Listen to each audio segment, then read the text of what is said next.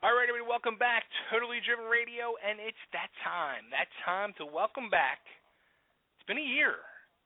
And a lot has happened in a year. It's been a year. Let's welcome back Mr. Tracii Guns. Tracii, how the hell you doing? I'm doing good, man. How are you, brother? Good, man. You know, it's so funny, and this is crazy. Last week, I guess it was last Sunday, flipping channels, come across VH1 Classic, and they were airing your episode of That Metal Show when you were on with Michael Monroe. And I was like, oh, yeah, you know, I should reach out to Tracii. I know he's got stuff going on. And then I saw later that day, you're now got this new band as well, Devil City Angels, with Ricky Rocket and Eric Brittenham and Brandon Gibbs. I'm like, damn, it's like a calling. And then I'm sitting there Sunday night, and I get an email. Do you want Tracii on Totally Driven? I'm like, absolutely. This was meant to be. So welcome back, Tracii. Well, thank you very much. There's a helicopter flying over, which happens about once every 2 days. All right, perfect timing. Okay, I'm here.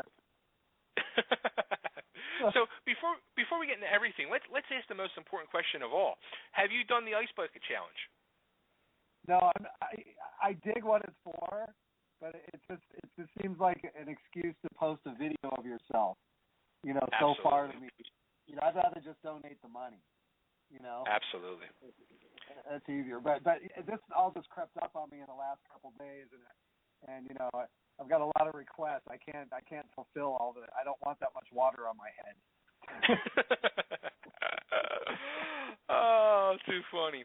All right, so it's been a year, like I said. So let's recap. And I had mentioned that Metal Show appearance, which was an old episode, and I was wondering as I watched it. You know, you're on there with legendary Michael Monroe. Were you ever approached by like a Michael Monroe to play in his band? No, but you know, we go way back. He actually signed with Polygram, and we did a like a press thing together in Germany. So, and I think we may have even roomed together. We were kind of hanging out the whole time for a few days, and he's a really cool guy, man. You know, really cool guy. Obviously, really talented guy too. So. When I found out that I was going to be on the show with him, I was really excited because he and Nikki had some words a couple of years earlier, and I just wanted to make sure that we were cool. So it worked out. Nice. Now, something else I had seen over the past year was you and Phil Lewis ran into each other somewhere, and like things were very cool between you guys. Well, things have been cool between Phil and I for a while, and last year I was in Vegas doing Raiding the Rock Vault, which was kind of like a production of the history of classic rock. And while I was there, Phil had actually moved to Vegas, and he let me know he was there. And then the Sin City Sinners invited me to sit in with them. And I had said, well, you know, why don't we make something special about it? And we got Phil, and then we did like an LA gun set, and it was great. It was really cool. Nice. And yeah, that's the last time we were talking to you too. You were still doing the Raiding the Rock Vault with Paul Shortino. Right, yeah, with Shorty and Robin. Yeah, that was a cool thing, man. That was fun. Yeah, we talked to Paul. I guess it was about a month and a half ago, and I was like, you know, Paul Shortino, one of my favorite singers of all time. I was all excited to talk to him. Dude, he called up. He was plastered, and it was funny because we had him on for almost an hour and a half. We didn't talk one bit of music, and I'm messaging my co-host in the middle of it. I'm like, I bet you he's drunk, and then finally he blurts out. He's like, dude, I've been drinking sake all day. I'm a little wasted. Yeah, I know. That was his thing when we were doing the rock vault. You know, every so often he'd come in and, man, hey, you know how much sake I drank last night? I'm like, wow. You know, he likes it. He doesn't drink it all the time, but when he does, he really goes in. There's a place we were all going to all the time. They're called Osaka, which was a sushi place, and he that's what I noticed. He likes the sake, and you know, he's a good guy. You know, he's allowed to do whatever he wants, man. He paid his Absolutely. Now, something else you did, which I was really excited you were part of, the Randy Rhoads Remembered concert at the Observatory back in January. That was really cool. That was dope, man. That was so dope. Like, I've been playing. I chose Iron Man: Children of the Grave off the tribute record simply because, you know, I love everything Randy did. He's one of my top 3 favorite guitar players. But there's something about what he did to those two Black Sabbath songs that just like rung a bell in my whole system since I was like 17 or 18 years old. And I've been, I've always practiced to those two songs. So when Brian hit me up, I'm like, yeah, and I want to do those. I want to do that combination of songs, and just finally getting to play it, and doing it, at an event like that. That was one of the coolest things, personally for me I've ever done in my life. It was awesome. Yeah, I mean, I was watching all the like the next day when all the videos were coming out. I was like, oh my God, I was just blown away. It seemed like just an incredible night. It was just powerful, man. I mean, the guys that were there just were slaying the songs, and everybody there just was such a Randy Rhoads fan, and sometimes Randy, because he's been gone a long time and he wasn't kind of super mainstream like Eddie Van Halen. I feel like people might not know who he is, or maybe he gets pushed by the wayside. But man, the guy was a beast, and it really was evident that night. And like I said, that was one of the coolest things I've ever been involved with ever. It's great. Now let me ask you this. Now this is a feeling that I get, because I'm a huge Randy fan for 30 plus years now. Right. Whenever I listen to that Diary of a Madman album, and I remember this from being a kid, I still want today when I hear them songs, I get such it's a weird feeling, like an eerie, ghostly feeling almost. Oh man, it's funny you said that, because I had Blizzard of Oz. I'm sure you did too, and the album was incredible. But we all had to wait for Diary of a Madman. It wasn't like nowadays where you can kind of know what's going on because of the internet. And when it finally came out, man, I remember hearing Diary of a Madman, this song, for the first time. I must have listened to it that evening. I think I was 17. I must have listened to it 30 or 40 times in a row. I mean, I got that same feeling you got. It was just like I had never heard anything like it. It was heavy, but it was like had an ambience to it that was very three-dimensional and didn't sound anything like Deep Purple. You know what I mean? It sounded in the same realm, but it was its own thing, and all it did is just amplify my love of Randy even more. I mean, look, we all love Ozzy, and Ozzy's spectacular, but man, that guy, what he did with music is just so inspirational to so many players. It's incredible. Yeah. Did you ever get a chance to see Randy, like when you were younger in the clubs in L.A.? Or? No, I didn't. But I'll tell you a really good Randy, or not his first gig, but his first appearance with Ozzy in L.A. at the Forum when we were in high school. And I was waiting to go into an electronics shop, and he found me, and he goes, I saw this guy play last night, this guy Randy Rhoads. He's going to be your favorite guitar player, I'm telling you. He played all up and down the neck. And I'm like, what are you talking about, man? Jimmy Page is my guy. And he's like, no, I'm telling you, man. When you hear this guy, you're going to lose your mind. And he was right, man. He knew what I liked. And I'll never forget that moment. And I didn't hear Randy play until a few days later. I was going to the beach with my dad, and Crazy Train came on the radio. And that was the first time I heard it. And I knew right away. I go, I bet that's the guy that Slash was talking about. And sure enough, it was, and Slash was right. He was. That's awesome. Yeah, and it's amazing the growth between from his Choir Eye days to the Ozzy days. Oh, it's crazy. It's unbelievable. It's like two completely different players, but what it just seems like is that Bob Daisley had so much to do with arranging and writing those songs, or actually taking things that Randy had written previously and putting them together. So, that just goes to show that, when you have chemistry in a band that's special like that it really it amplifies your talent by a billion, and that's really the main ingredient, because Randy was always a great player. I mean, you can go watch those old Quiet Riot videos from the Whiskey and stuff, and I mean, he had all the chops and the tone and everything, but it just wasn't like real put together, like, in a song format that was real flowing and stuff. And apparently Randy practiced like crazy, so there's probably a lot of reasons. But yeah, the growth is incredible. I mean, who knows, had he been around, to now, I mean, I don't even know what he would have been doing, but it would have been amazing. Right. Now, and that was one thing I always remembered growing up, like when I was reading interviews about Randy, was like how he would practice hours and hours a day. Now, you being, a guitar player from that era and that scene and all, do you practice hours and hours a day, or you just, you play as you write, or how do you do it? Well, obviously when I was younger, you have so much time, and I definitely put in my 5,000 hours before I was 14 or 15. And then writing, of course, too. And it's funny you bring it up because, I'm going on tour for the first time in a few years, the end of next week, and I am, right now, I'm practicing as much as I can. Things, you get a little rust in there, and so I've really been pushing myself, and it's evident in my playing, right now that I need to practice, and by the time we get to rehearsals in Nashville next week, I'll be pretty much up to speed, but I won't be cooking probably till the second or third show.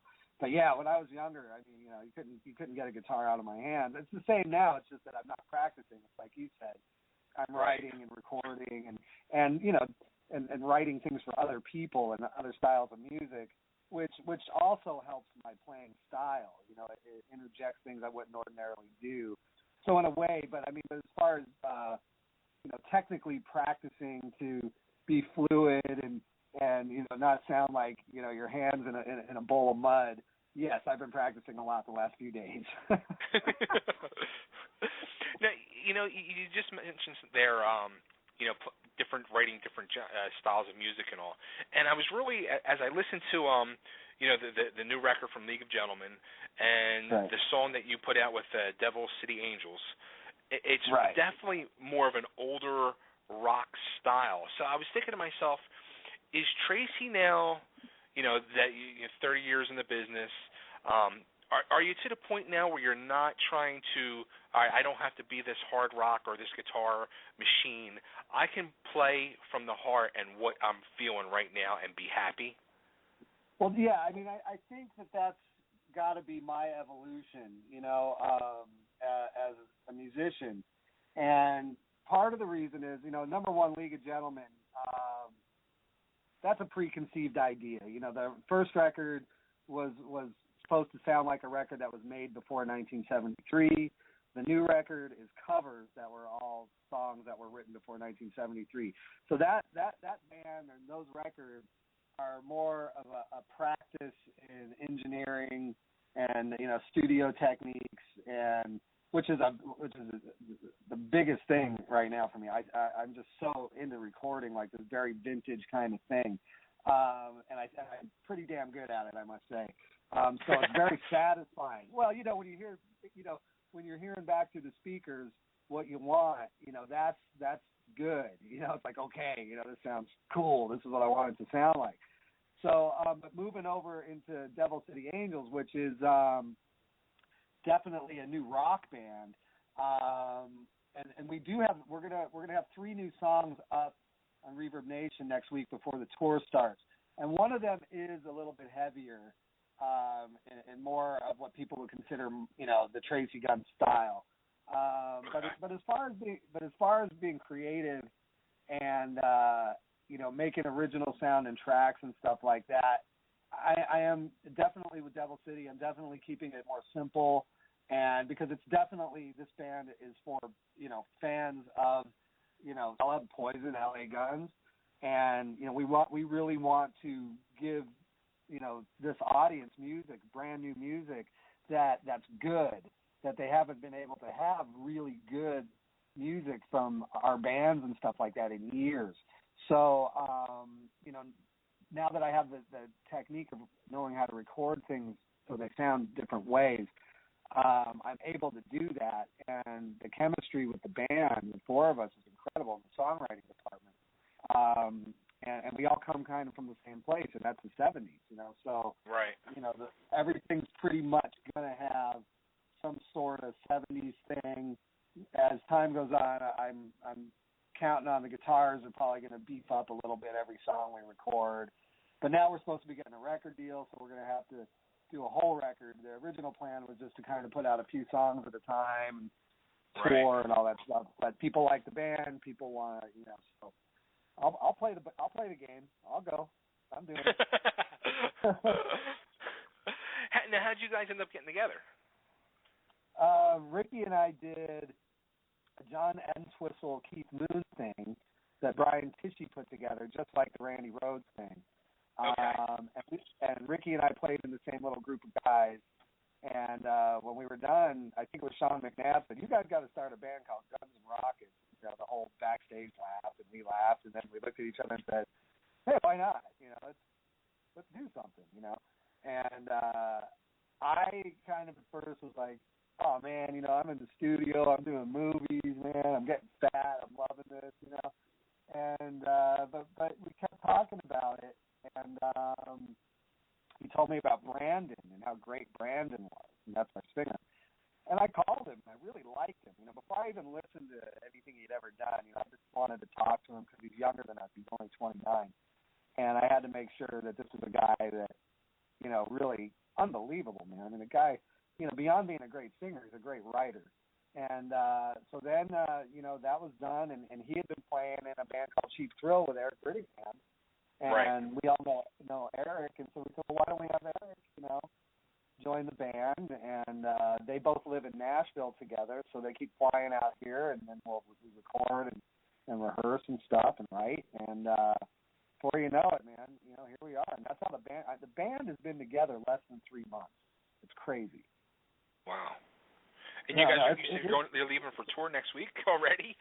Yeah, it's just one of those things. I spend, the first League of Gentlemen record took me 2 years to make that record. I put everything into it. And I can't get arrested with it. You know what I mean? People that know about it love it. They're like, oh my God, that's amazing. That sounds like a record made in 1970.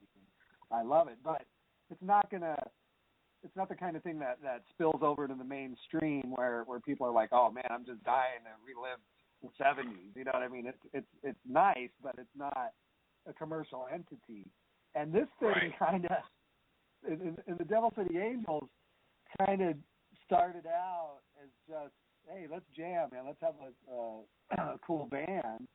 And it was a motivation of putting a Facebook page up, and people just tripping the fuck out. It's like, okay, and here we are, And the great thing is all the guys are really committed to it, and we get along great, and everybody's really nice, and we're all a little bit neurotic, which is a good thing in a band.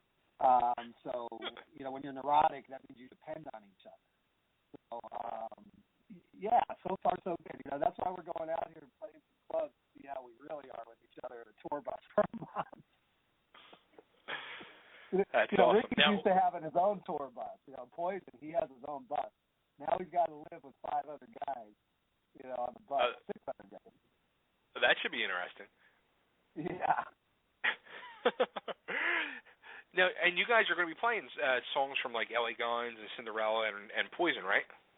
Oh, absolutely, yeah. We're going to do 3 of each of the old bands, and if rehearsals go smooth, we might add a few more, and then we're going to play the 4 songs that'll be available for everyone to hear next week. All My People's been out for like 6 weeks, I think, so people know that one. But the next 3 are equally as good. They're not much different. One is a little bit heavier, like I said. So, we're looking at about song set. We might do a cover of something else, and then Brandon plays guitar like he's a badass, so I'm sure we're going to be doing some dueling up there, and we built a little stage, so we look like a cool band, and we're taking it a little bit seriously now. It's going to be fun. Now, when you guys are going and you're picking songs from your respective bands, like for yourself, like how hard is it for you to all right, I got to pick 3 songs? Like how hard is it to pick 3 songs to play? That's tough. It's tough because you got to play Ballad of Jane. You know what I mean? That's really the only hit that LA Guns had that Poison fans are going to know, that Cinderella fans are going to know overall. Right. And then so below that, you have everything from Sex Action and Rip and Tear, Never Enough. I mean, the list goes on and on and on. So what we did is we decided each band's going to have 2 hits, and then we're going to have like an album track. Or something that's not normally played in one of the band sets. So As far as LA Guns, is The Hits Are Never Enough and Ballad of Jane, and then we're doing Sleazy Come Easy Go off Cock and Loaded.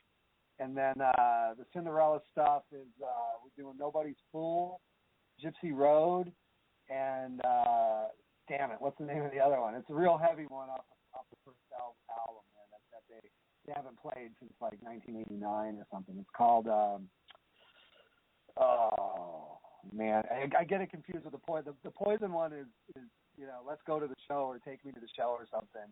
And then, anyways, they're album cuts, and they're all a little bit the Poison and the Cinderella ones are a little bit heavier than their normal stuff. And then Poison, we're not doing Every Rose Has Its Thorn, which everybody's excited about, but we are doing Nothing But a Good Time and Talk Dirty to Me. So it's going to be a fun set, man. It's going to be really cool. Now, I could be wrong on this. Weren't you at one time in Poison for like a 2-week stint?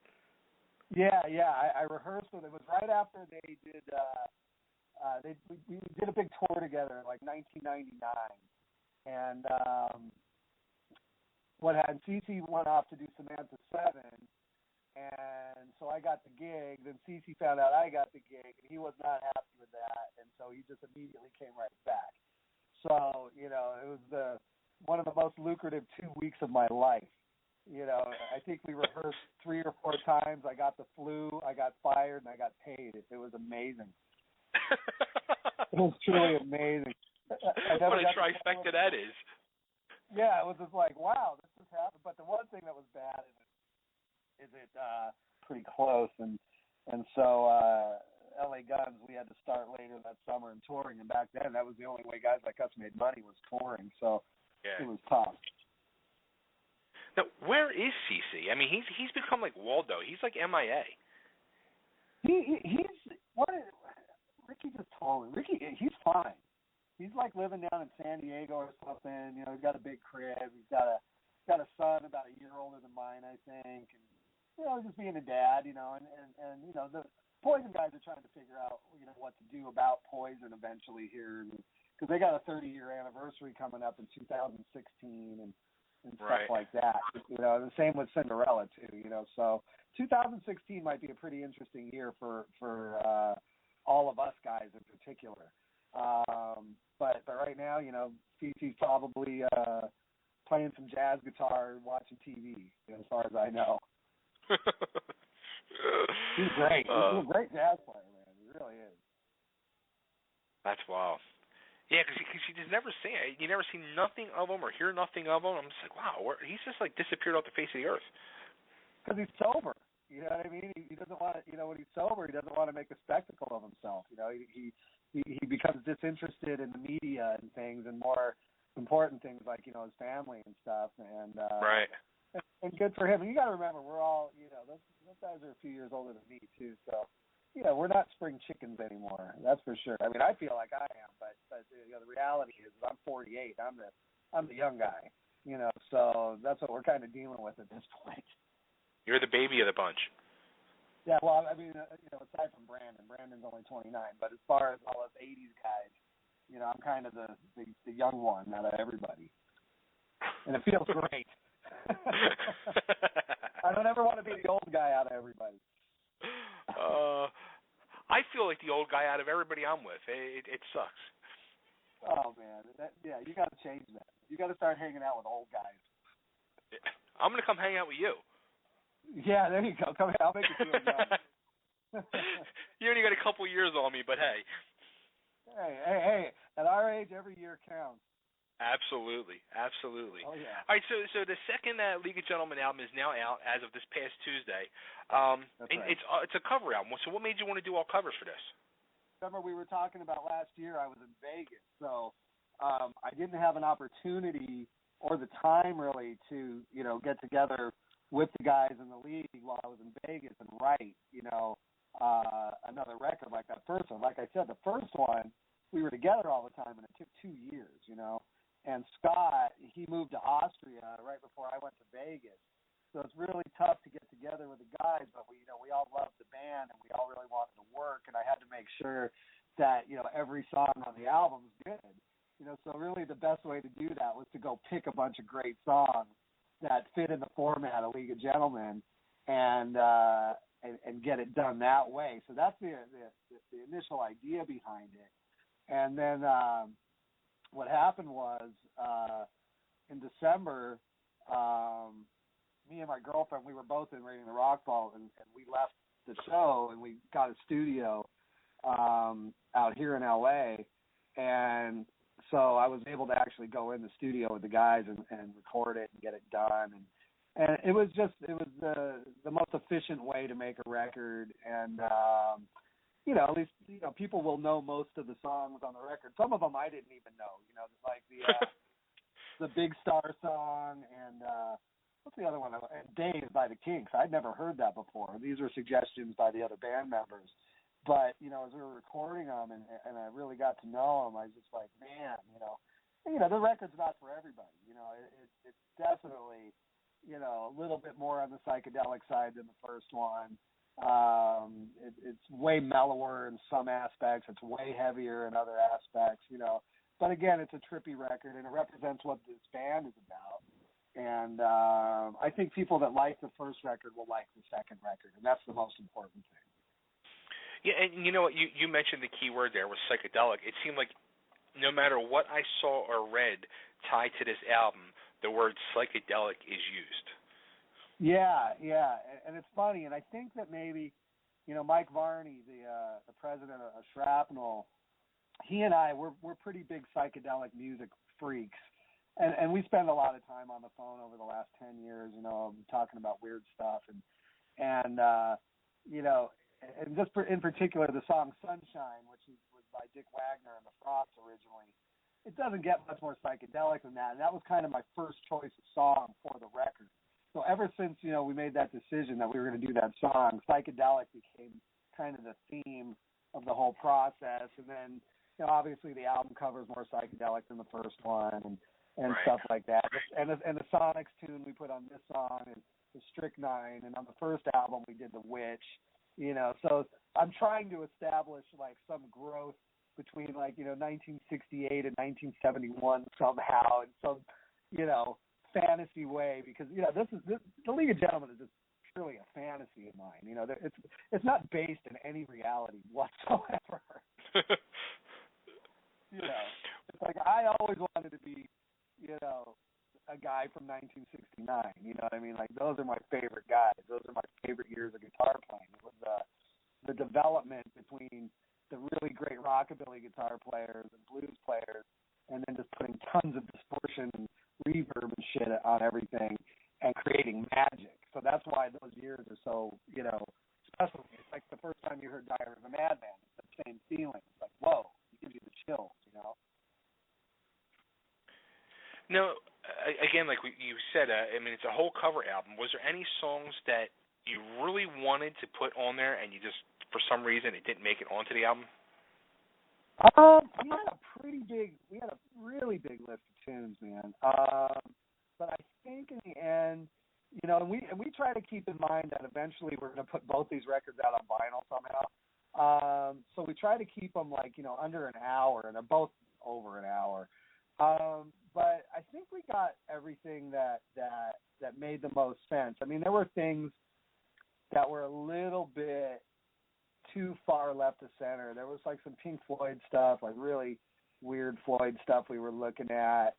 There was some Velvet Underground. There were some other things that we looked at that just really didn't quite fit in with this little plate of songs.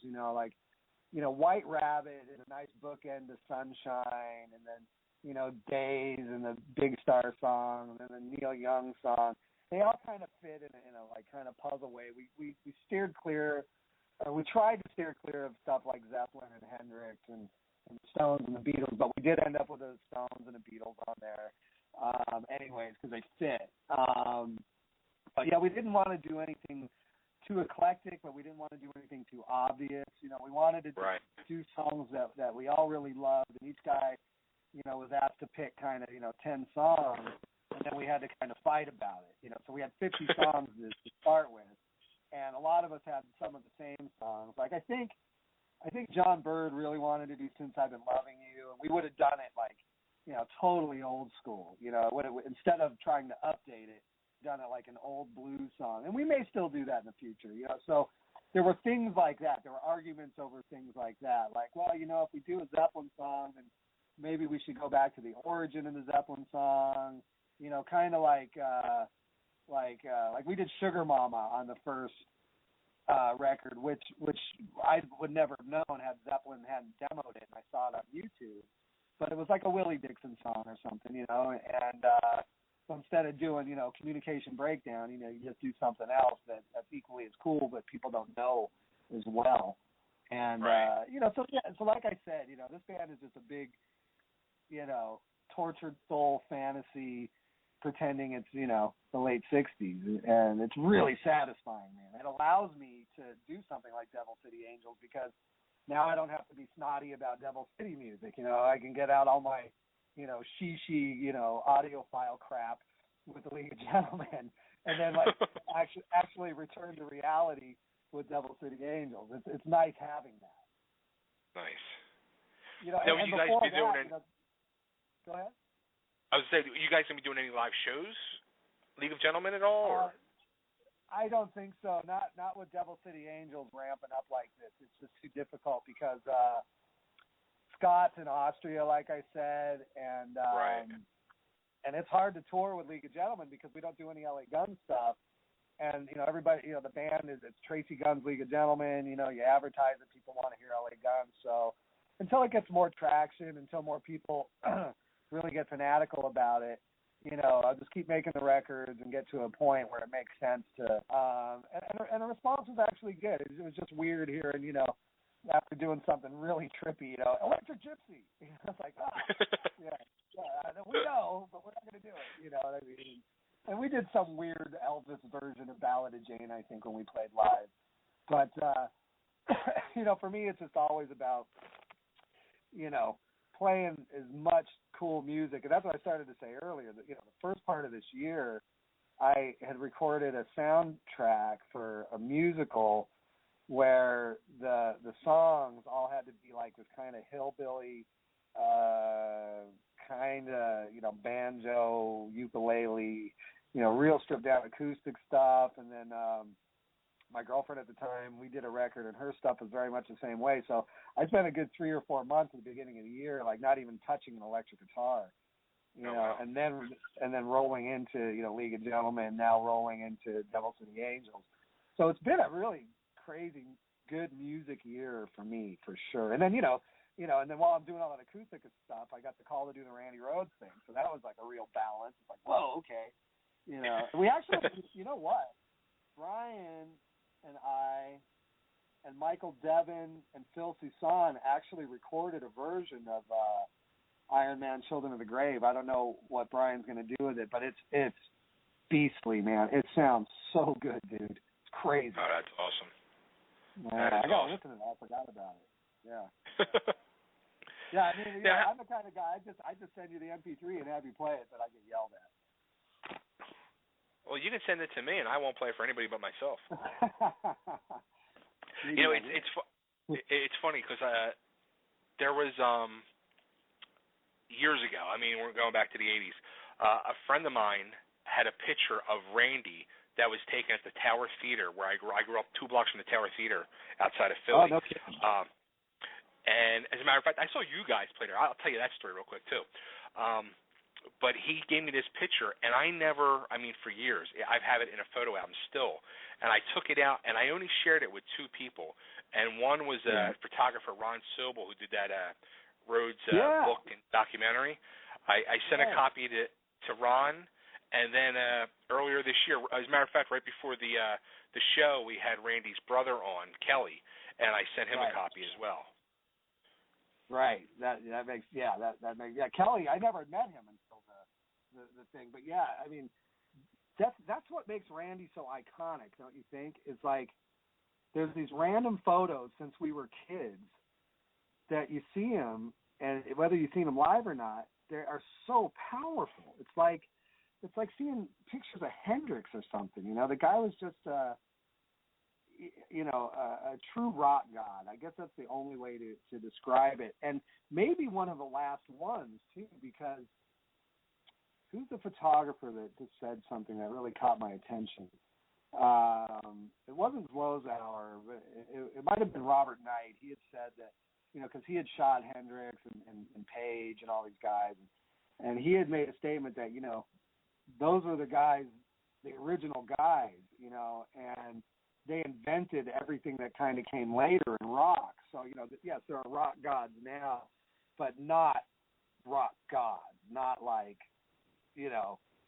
Page with the bow and the dragon suit and the laser, and, Randy with the polka dotted V and Hendrix, you know what I mean? Right. So, but guys like Ron Sobel and stuff, the shot, all these guys, I don't even know how they could look through a lens when that music's going on. It's crazy. Yeah, it's funny too because there's so many. There's probably about a dozen Randy Rhoads, fan pages or whatever on Facebook, and there's so. I remember back in the '80s with the Circus and Hit Parade and all the magazines, they would have so many Rhoads pictures, and you would think wow, that's a lot. There's so many more. Every day I'm seeing new pictures posted, and it's just it's kind of going back to what I said. It's kind of eerie, like it was almost like people knew, and they captured so much of Randy, and then he was taken from us. Well, you know what the bummer is though? There's just not enough video. Yeah. That's the thing that's really killed me my whole life. Anytime I find a 5-second clip of something, I get really excited. And then the sound is always terrible or something, Yeah. And I just know Ozzy and Sharon have got to have some live shows. They just have to. There's bootleggers, with beta cameras and VHS cameras back then, and I just don't understand how, there's 5,000 hours of Hendrix concerts and Zeppelin concerts, but in the early '80s, there's not tons of Ozzy concerts. It's weird. It's really, and that adds to the mystique even more, I think. Right. Wow. Now, okay, so going back to the Tower Theater, you guys played there. I guess it was the Cocked and Loaded tour. So right, what was that's that? right. Maybe 88, 87, 88, a long I guess. time ago. Long time ago. A very long time ago. And you guys were having a dinner or something at the dive bar across the street in the basement. It was like a little banquet hall. And me and my buddies are like, dude, they're in there. And at the time, I had no couth, and I just had a giant set of balls and didn't give a shit. I'm like, well, let's go. And I just walked in. I just walked into your thing, and the place stopped dead. And all eyes turned and looked at me, and I was like my balls shriveled up, and I was just like, I'm in the wrong place. And I got up and walked out. And actually, Mick Cripps came over to me. He's like, here, dude, and he gave me a beer.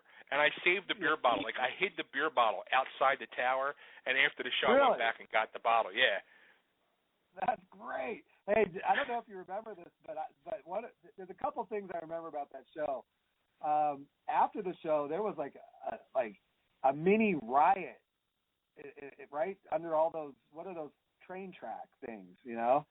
The L was right there. Subway. Yeah, the L. So the bus was right there. We came out. The cops had come into our dressing room and said, "Hey, someone just broke into your bus. So don't go out there until we go look."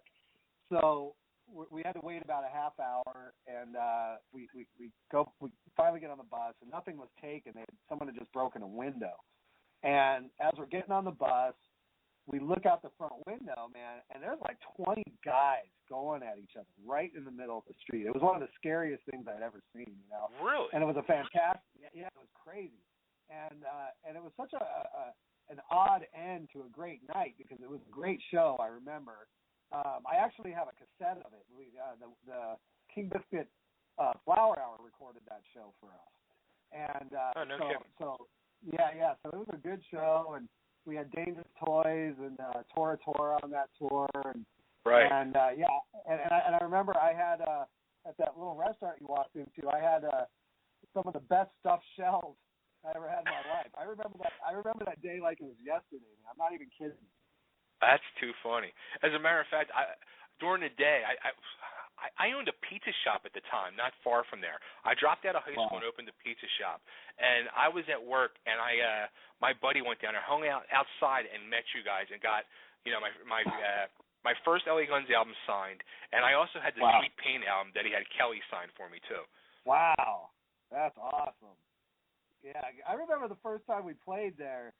We played the Trocadero Theater, and it was nuts, man.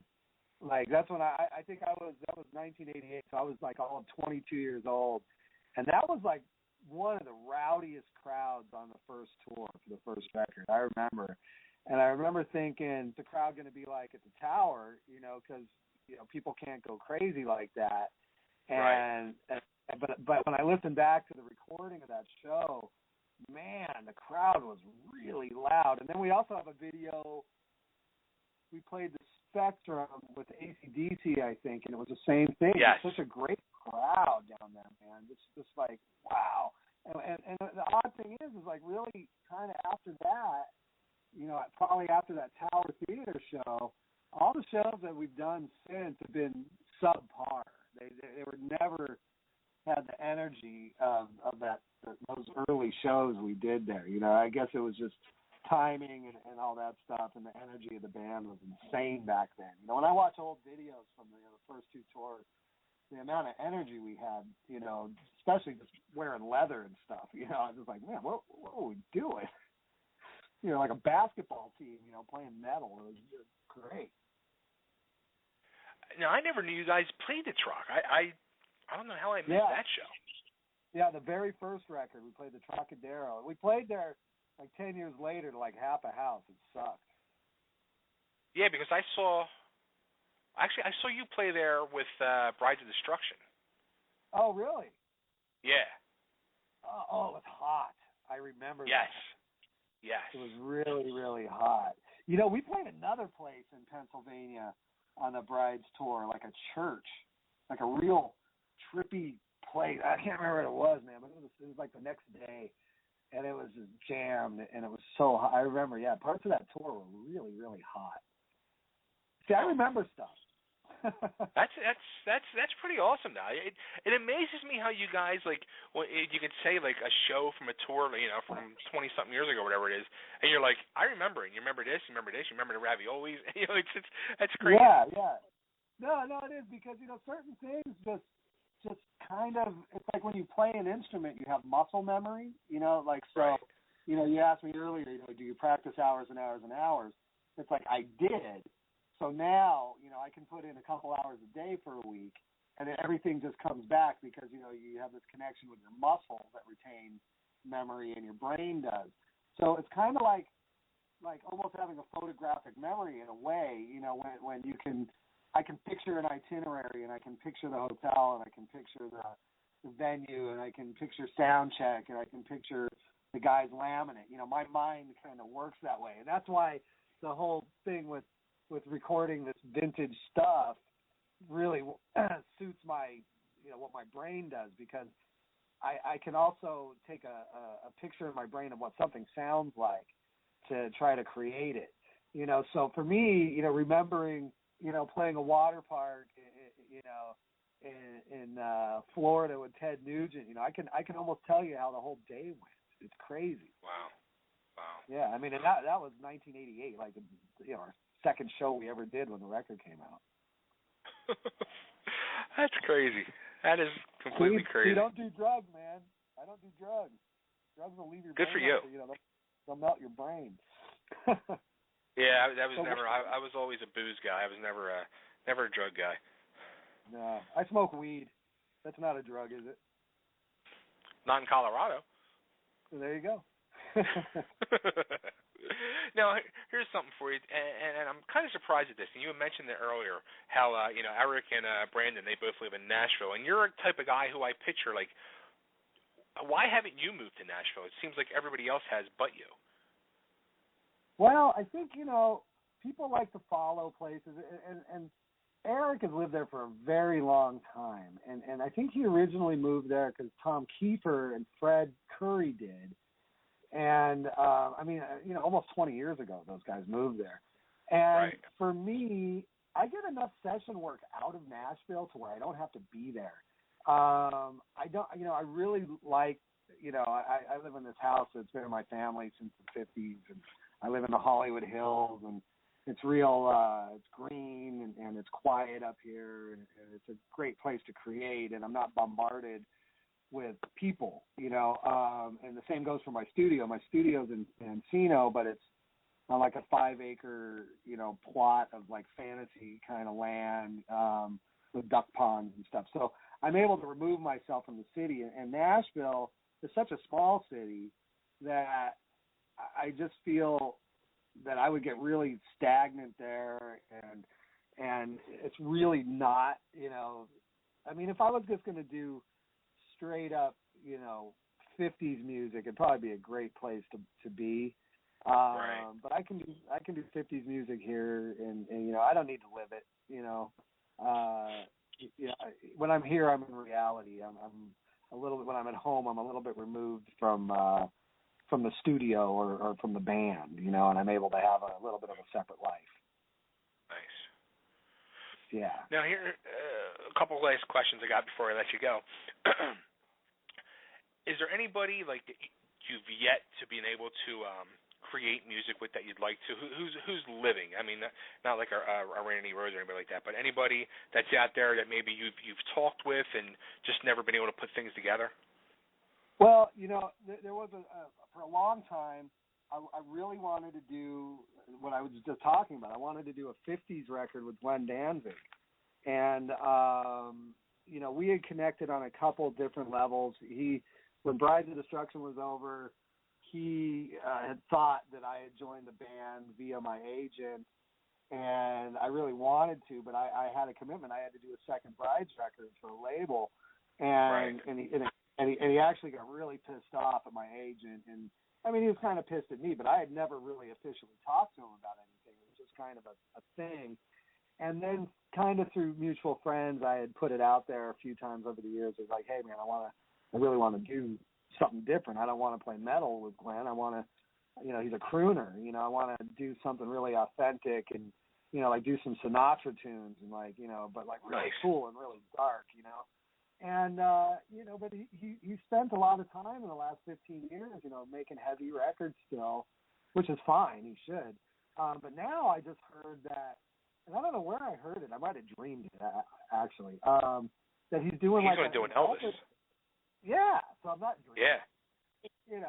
And it just kind of like, call me, man, and let's do it right. You know what I mean? But like I said, like, he's really the only character that comes to mind because, I've always been about, working with characters, that's why we had London LeGrand in The Bride, and Nikki Sixx. And, I really like when a musician is an animated cartoon, and, it creates artistry and magic and things, and then people hate it or they love it or both at the same time. And stuff in the middle has always kind of been off limits to me. But Glenn, I mean, I still would love to do it with him. I just think that, maybe he's getting a little old, like, I don't know if anyone would, be receptive to something like that, or if it would just surely be a vanity project. But singers from that time are opposed to doing a lot of things, especially successful ones. Glenn is a successful guy. But, and you're going to laugh your ass off when I say this, but, Michael Bolton did the smartest thing in the world. He was a rock singer. He had a hit song, and then no one cared about him. And then he went and did all these covers because he's got a great voice. And the guy's a billionaire. And there are guys, from every generation of music that could do the same thing. I mean, there are really great singers from the 80s and the 70s and the 90s that could really go and do some Otis Redding, you know what I mean, and really be taken seriously on a different level, And that's why I'm curious about Glenn doing Elvis stuff and how he approaches it and who the players are and how authentic it is and all that stuff. Because the thing about doing retro stuff is it's got to be authentic. It can't be, metal guys with their sound playing retro music. It's kind of like, if you listen to Amy Winehouse's early music, when she was finding her way, it was very Paula Abdul, house trance, trying to fit in somehow. But then all of a sudden someone had this great idea, hey, you need to be a white Diana Ross, and we're going to get you this band of horn players and, vintage drums, and so it was authentic, and it was huge because people gravitate towards historic music, and they always will, because nothing beats the original. It's just the way it is. So it's very psychological, and but since you brought it up, Glenn would be the one guy that I would still be really open to doing something left of center that's still within the realm of the dark, and all that kind of stuff. Because I think I can handle it. One of the reasons I think I can do it. Well, here's a song for you I'll throw out to you, that a song that I always, in my days of wanting to be the rock star as a teenager growing up, and I always thought would be a cool, rocked-out version, is the old Dion and the Belmont song, The Wanderer. Oh, man, yeah, that's such a great song, man. Yeah, I'm surprised no metal band has done that. You know who should do it? Death Angel. Death Angel does great covers. Yeah, they did like, what are they, like Nobody's Fault by Aerosmith like 20 years ago. It blew my mind. Wow. Like, what? Yeah, I mean, that's what I'm saying. It's like I know Tom Araya, or I used to know Tom Araya from Slayer years ago when BC Rich was still happening and we were endorsed there. and we would talk, and we talked about Neil Young. I was 21 years old, you know what I mean? I'm the LA Guns guy, he's a Slayer guy, and we had this common thing that we loved Neil Young and listened to Neil Young all the time. And I just think that, the fans, especially metalheads, they'd be very surprised to know the depth of the music that metal artists are into. What makes a metal band stand out is that their influences, whether it be, a Neil Young, versus Iron Butterfly, Iron Maiden, mixing that all up. But there are deeper roots than just, Judas Priest. Yeah. For sure. The more you talk, the more things you spark when you talk. BC Rich, and another thing, going back to Philly, the music store that I used to frequent all the time growing up, and I would buy my guitars there, buy my BC Riches there, and ended up working there later in life. You did an appearance there, I'm almost positive, I think for Randall, the Philadelphia Music Company. I sure did. Yeah, I had the flu. I remember. That's funny. Yes, I did. That had to be the Hollywood Vampires tour, because I was using kind of something they designed for me. It was a tube amp. They didn't really do tube amps before then, and they had me going in and out of stores, and I was still using my gunslingers pretty much all the time back then. Right. So you're right. Absolutely. Damn, that's funny. Weird. Little things spark the memory. Well, cool. A lot of things happen, Yeah, absolutely. So, two more questions, and I'll let you go. And as I let you go, I'll play White Rabbit for everybody. Nice. The last time we talked, we have talked about your old good friend, Mr. Steve Riley, and you mentioned that if he was on fire, burning to death, you would not piss on him. Are your feelings still the same? Absolutely. Absolutely. Yeah. I got no energy for that guy. I don't care one way or the other. You know what I mean? It's like, hey, go do your thing. It's so funny you brought that up. I guess they're playing in Dallas tonight, and I get Google alerts that have my name attached to them, so I know what's going on in my life. And the newspaper in Dallas, the headline for the entertainment thing, LA Guns comes to Dallas without Tracii Guns ? So it's just, I just saw that like an hour ago before you brought this up, and I read the article, and it was very, very odd. That's very weird. Odd. I didn't know if everybody's got to make a living from it. Well, yeah, absolutely. I don't know if when you saw Phil, if Phil tried to, reconnect the bridge or whatever? Or Well, no, I mean, those guys, they know that that's not where my head's at. I haven't been in LA Guns land for years. LA Guns was really, mine and Mick's thing, and when he was over it, it didn't take long before my heart just wasn't into it. But I had to continue. That's what I did for a living for years. Sure. So you do what you know, and I was really young. I was 21 when we got signed. I didn't know anything else. Sure. But as time goes on, man, it's just is it worth it to do? The smaller you are, you kind of make a little bit more money because you don't have the overhead.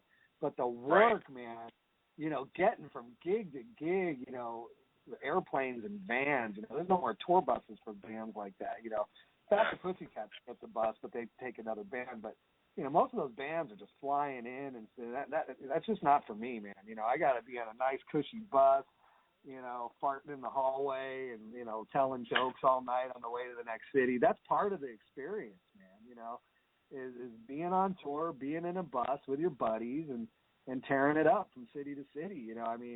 I love playing music, but I don't have to fly, 6 hours and get in somebody's, crappy old car to get to a gig to play music. It's just, right. I can't do it. I won't do it. Wow. Yeah, it's too much. All right, if I can just get you to cut a quick ID before I let you go. Tracii Guns, you're listening to the Totally Driven Radio, and then I'll let you go, and we'll play White Rabbit for everybody. You got it, brother. You ready? Yep. Hey, this is Tracii Guns from Devil City Angels, and you're listening to Totally Driven Radio. Awesome. Tracii, thanks so much. Good luck with everything. I could sit and talk to you for hours, man.